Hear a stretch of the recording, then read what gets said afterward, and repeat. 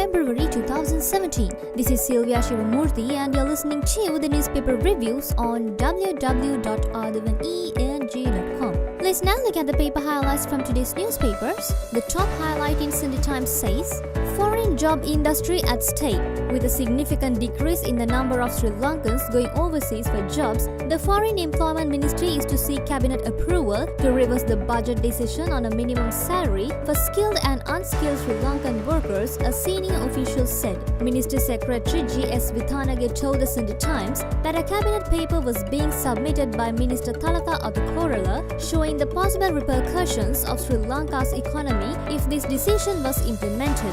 Last year, Sri Lanka earned a revenue of $7.2 billion from the remittances of migrant workers, making it the biggest source of foreign revenue. Earlier this month, a circular was issued by the Sri Lanka Bureau of Foreign Employment to all licensed foreign employment agencies over the revision of a minimum salary of Sri Lankan migrant workers. Accordingly, the minimum salary of an unskilled worker should be at $350 a month and a skilled worker at $450.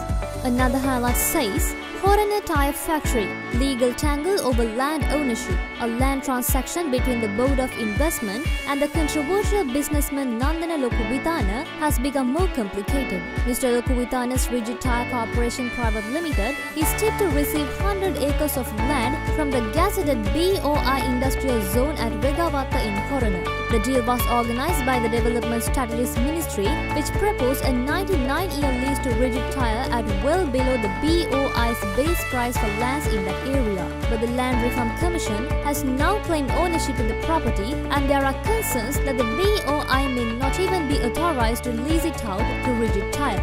The highlight in the middle says, dispute between UDA and PCs goes to President. President Maithripala Sirisena's intervention is being sought to resolve the tussle over the Urban Development Authority, now exercising some functions of the provincial councils. This has come necessary as there is a clear dispute and a solution has to be found, Provincial Councils and Local Government Minister Faisal Mustafa told the Sunday Times. As minister in charge of the subject, I do not want to deliver verdicts. However, I do want to find a solution by consulting the President, he said.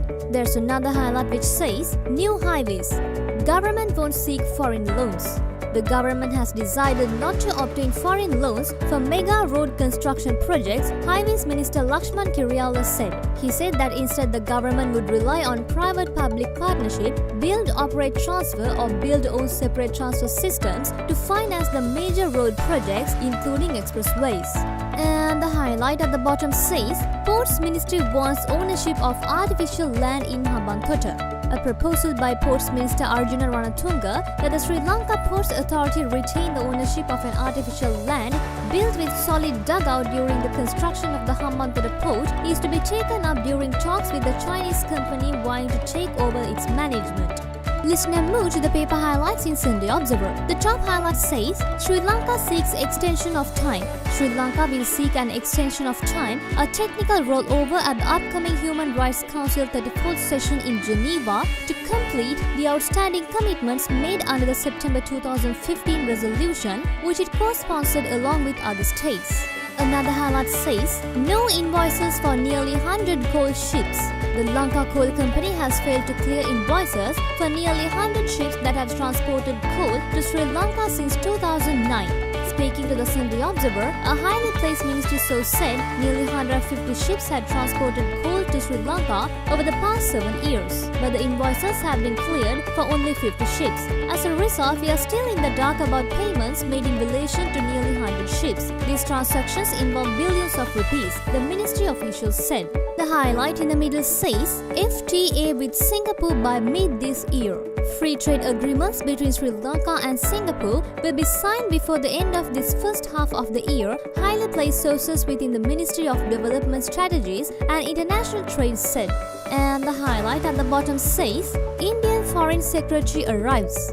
Indian Foreign Secretary S. Jaishankar, who arrived in Sri Lanka yesterday, will be meeting Sri Lankan President Maithripala Sirisena, Prime Minister Ranil Wickremesinghe and other Sri Lankan leaders during his visit to the island on Monday. Let's move to the paper highlights in Ceylon today. The top highlight says, Army Major 2 soldiers remanded. An army major and 2 other soldiers were remanded yesterday on charges of abduction and assault on journalist Keith Noyer in 2008. Army media spokesman Brigadier Roshan Senaviratne said the 3 army personnel were arrested after being questioned by the CID. They were taken in for questioning early morning and later remanded till 23rd February after being produced before the Mount Lavinia acting magistrate M. Shahabdin, he said. Another highlight says, "I believe in cooperative politics," says Karuna. Former Minister and Vice President of the Sri Lanka Freedom Party, Vinayaka Murthy Muralidharan alias Karuna Amman, in an interview with Ceylon Today said, "I strongly believe that former President Mahinda Rajapaksa would solve the issues of the North and East people." The highlight in the middle says, "I like to talk to die-hard Sinhala chauvinists," says Vigneshwaran. Northern Province Chief Minister C.V. Vigneshwaran said, "We need to have the North and East merged to avoid Sinhalization of the North and East. Today, Sinhalization is taking place at a rapid rate." And the highlight at the bottom says, "During the last 18 weeks, foreign investors withdrew 100 billion rupees. Foreign exits from the government securities markets topped the $100 billion mark in the 18 weeks ending Wednesday after they pulled out 17,707.18 million rupees in the week under the reference data shows." That's all for today's newspaper highlights, and we'll get back to you with more news tomorrow.